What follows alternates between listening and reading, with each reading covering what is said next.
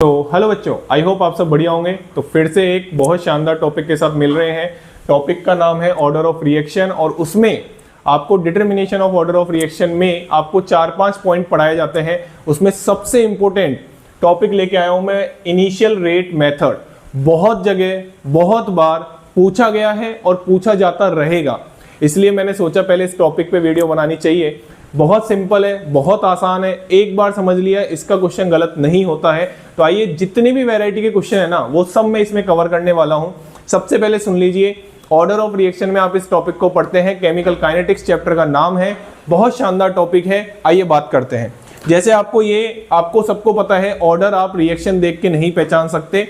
Elementary reaction को छोड़ दीजिए, आप एलिमेंट्री रिएक्शन के अलावा किसी रिएक्शन को देख के नहीं बता सकते इस ऑर्डर की रिएक्शन है, क्योंकि order of reaction experimentally determine होती है। तो वही हम बात कर रहे हैं। देखो, 3 एक्सपेरिमेंट किए गए हैं, ऐसी टेबल दी जाती है। जरूरी नहीं है 2 रिएक्टेंट दिए जाएं, 3 भी दिए जा सकते हैं। हम मेथड पे फोकस करेंगे। ये ए की कंसंट्रेशन है, ये बी की कंसंट्रेशन है और यहाँ पे रेट ऑफ रिएक्शन दे रखी है। ठीक है, मैं आपको एक चीज पहले बता देता हूँ, गलती होने के पूरे चांसेज हैं।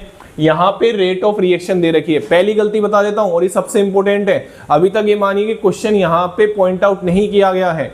जैसे ही पॉइंट आउट करेगा ना, वैसे ही सारे जो भी कोचिंग्स हैं वो इस पे फोकस होने लग जाएंगी। मैं ये बोल रहा हूं कि यहाँ पे रेट ऑफ रिएक्शन की जगह अगर रेट ऑफ डिसअपीयरेंस दे देता किसी भी रिएक्टेंट की, तो आपको पहले रेट ऑफ रिएक्शन निकालनी पड़ती।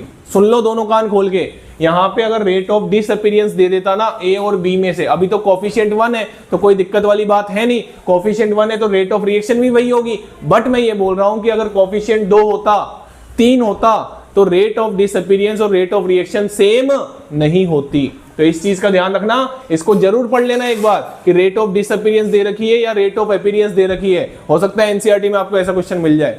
तो आपको अगर रेट ऑफ डिसअपीयरेंस दे रखी है और कोफिशिएंट 2 है, तो आपको पहले रेट ऑफ रिएक्शन बनानी पड़ेगी। समझ में आ गई बात? रेट ऑफ रिएक्शन से हम क्वेश्चन सोल्व करेंगे, ठीक है ना। चलिए, तो आइए पहले क्वेश्चन की बात करते हैं।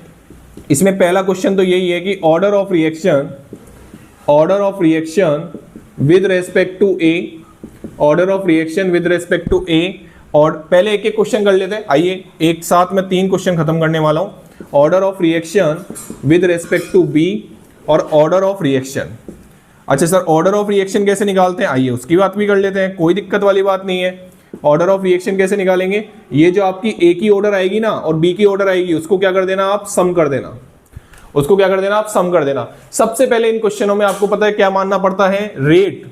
लो आपने पढ़ा था, रेट बराबर आपको एक कांस्टेंट मानना पड़ता है। ए की पावर x मानो, बी की पावर